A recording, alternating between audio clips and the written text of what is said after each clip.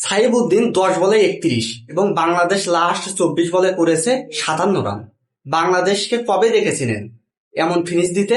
এবং আজকে এটা সম্ভব হয়েছে একমাত্র দুইটা প্লেয়ারের জন্য। প্রথম যদি আমি বলি, সাইবুদ্দিন অসাধারণ খেলেছেন আজকে। এবং দ্বিতীয় যদি আমি বলি, ইয়াসির আলী চৌধুরী, যিনি 12 বলে 22 রান করেছেন।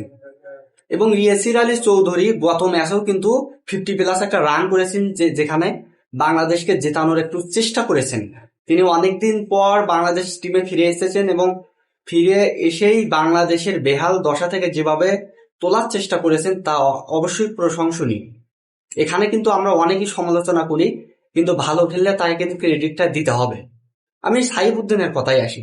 সাইবুদ্দিন যেভাবে লাস্ট ওভারে 4 বলে 4টা 6 মেরেছে, বাংলাদেশের টি-20 ক্রিকেটের ইতিহাসে এই প্রথম একজন ব্যাটার যিনি 4 বলে 4টা 6 মেরেছে টানা।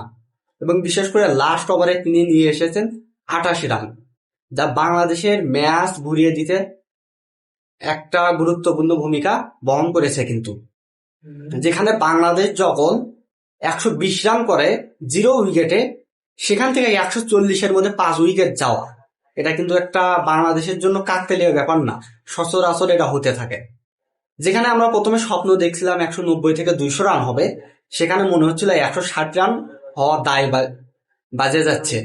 সেই মুহূর্তে বাংলাদেশের ভরসার নাম বর্তমানে যিনি গত ম্যাচে খেলেছেন সেই ইয়াসির আলী চৌধুরী আসেন, এবং সেই সাথে আছে আমাদের সাইবুদ্দিন, যিনি অনেক ভালো একটা প্লেয়ার, কিন্তু তাকে ওইভাবে সুযোগ দেওয়া হয় না।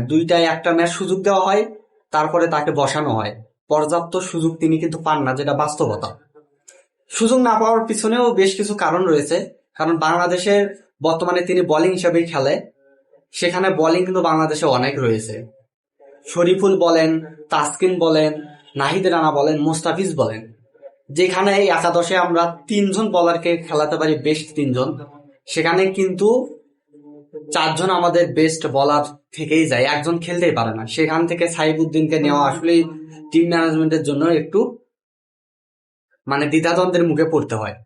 যাই হোক, সব কল্পনা শেষে বাংলাদেশের এইবার জিম্বাবুয়ের বিপক্ষে তাকে নিয়েছেন, এবং এটা একটা টিম ম্যানেজমেন্টকে ধন্যবাদ দেওয়া যায়। এবং অন্যদিকে বাংলাদেশের আজকে যদি আমি অন্য প্রান্তের কথা বলি, ব্যাটিং এর কথা বলি প্রথমে, সেখানে বিশেষ করে সাইফ হাসান এবং তানজিদ হাসান তামিম, তিনি কিন্তু অসাধারণ খেলেছেন দুইজনই আজকে। যদিও সাইফ হাসান পর্যাপ্ত সুযোগ পেয়েছেন, একটা ব্যাটসম্যান যখন 4-5 বার একটা সিরিজের সুযোগ পায়, আসলে তার ব্যাটিংটা আমি ভালো বলবো কি না খারাপ বলবো সেটা বুঝতে পারছি না। তবে তার শটগুলো ছিল ব্রিলিয়ান্ট, তিনি যতগুলো শট মেরেছেন সুন্দর শট করেছেন। এবং সেই সাথে আমাদের তানজিদ হাসান তামিম, যিনি বাংলাদেশের ওপেনিং এর বর্তমান নিয়মিত প্লেয়ার, তিনি প্রত্যেকটা ওপেনিং এ খেলে থাকেন। সব মিলে বাংলাদেশের আজকে যদি আমি বোলিং এ দেখতে চাই, রিশাদ হোসেন, যিনি আজকে 4টে উইকেট পেয়েছেন, তিনিও অনেক ভালো খেলেছেন আজকে। বাংলাদেশের টিম খেলাটা আজকে ভালো খেলেছেন, একটা ক্যাচও ড্রপ করেনি, সব মিলে অসাধারণ খেলেছেন। নাহিদ রানা চোটের কারণে বাইরে গিয়েছেন, বেশি বল করতে পারেননি। বাংলাদেশ 1-1 সমতায় অবশেষে জিম্বাবুয়ের সাথে সিরিজের সমতায় আসলো 1-1। পরবর্তীতে ম্যাচে বাংলাদেশ জয়টা ছিনিয়ে আনতে পারবে কিনা, জিম্বাবুয়ের মাটিতে সিরিজ জিততে পারবে কিনা, কারণ গত সিরিজে আমরা হেরেছিলাম, ওডিআই সিরিজ হেরেছি, টেস্ট সিরিজ হেরেছি, এবং লাস্ট যখন আমরা জিম্বাবুয়ে সফরে এসেছিলাম সেখানে টি-20 সিরিজ হেরেছিলাম আমরা। এবার টি-20 সিরিজ জিততে পারিনি কিনা সেটাই দেখার বিষয়। সো সাইবুদ্দিন এবং ইয়াসির আলী চৌধুরী খেলা দর্শক আপনাদের কাছে কেমন লাগলো অবশ্যই কমেন্ট বক্সে জানাবেন।